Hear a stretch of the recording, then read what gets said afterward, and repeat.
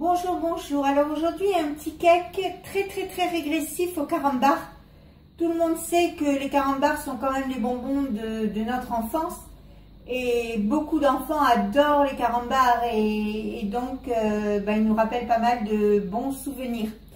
Donc pour ce cake, il vous faut 150 g de beurre, 25 carambars au caramel comme ceci, 150 g de sucre en poudre, 10 centilitres de lait, 160 g de farine, 3 œufs comme ceci et un sachet de levure chimique. Donc je vais décortiquer mes carambars, les mettre dans la casserole avec le lait et le beurre et faire chauffer. Donc voilà, les carambars sont avec le beurre. Je vais mettre le lait avec. J'espère que vous avez vu, sinon tant pis pour moi. Et je vais le mettre sur le gaz.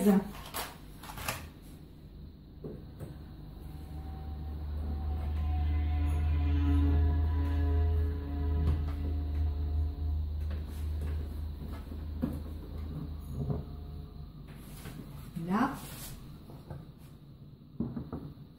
Et je vais bien remuer pour éviter que ça ne colle et que ça n'accroche.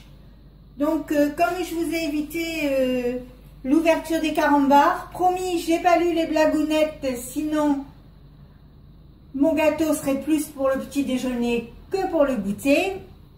Je vais pas vous montrer la totalité de l'action de mélanger les carambars et le beurre. Je vous montrerai le résultat à la fin.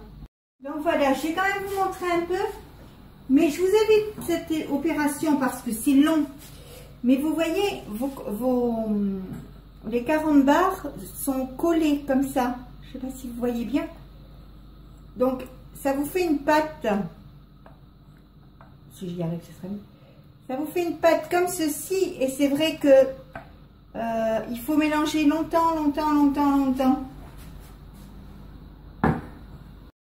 Donc, quand le mélange est bien homogène comme ceci, qu'il n'y a plus de morceaux, que c'est bien fluide, vous le mettez à refroidir.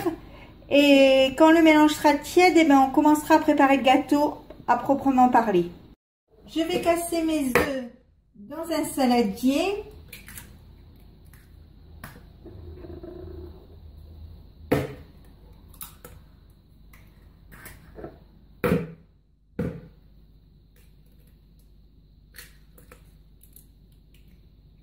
Je vais y mettre le sucre et je vais mélanger avec un fouet.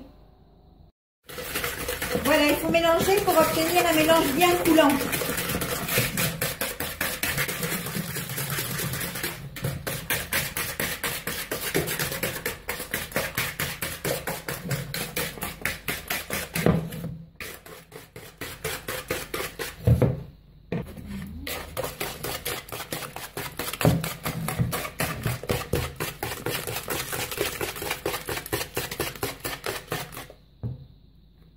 Donc, voilà.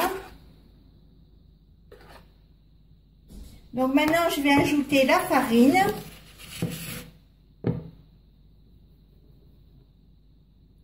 Et la levure.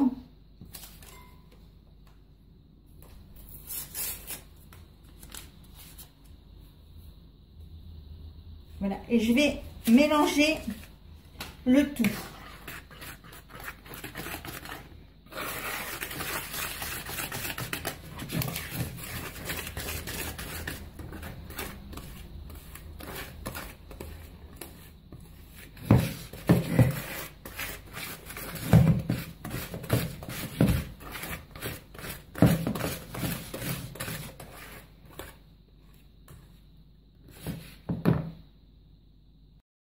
Là, je fais préchauffer mon four pendant un quart d'heure à 180 degrés.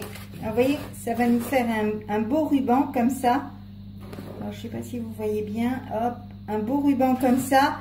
Et donc maintenant, je vais pouvoir ajouter le mélange au carambar. Alors,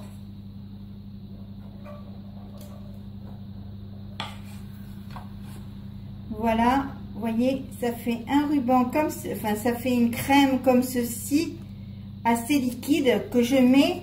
Et bon, je nettoie bien les bords de la casserole pour tout racler, tout récupérer.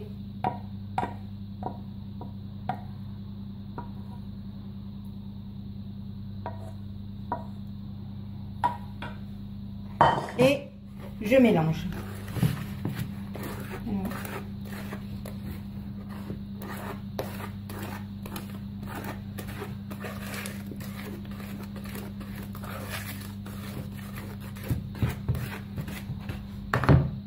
Donc voilà comment est la pâte une fois qu'elle est terminée. Hop, ça fait un beau ruban, c'est bien coulant. C'est fort sympathique. Donc maintenant je vais mettre un papier sulfurisé dans mon moule à cake et je vais y verser la pâte.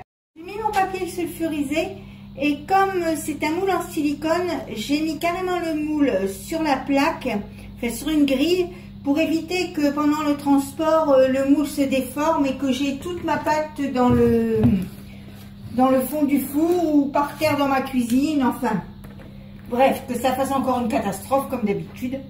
Donc maintenant je verse la pâte dans le moule.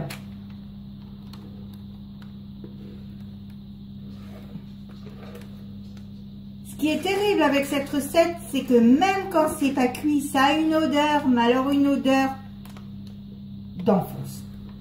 De quand on était tout petit. Et que notre mamie nous donnait des bons carambars à manger. Oh, que de souvenirs.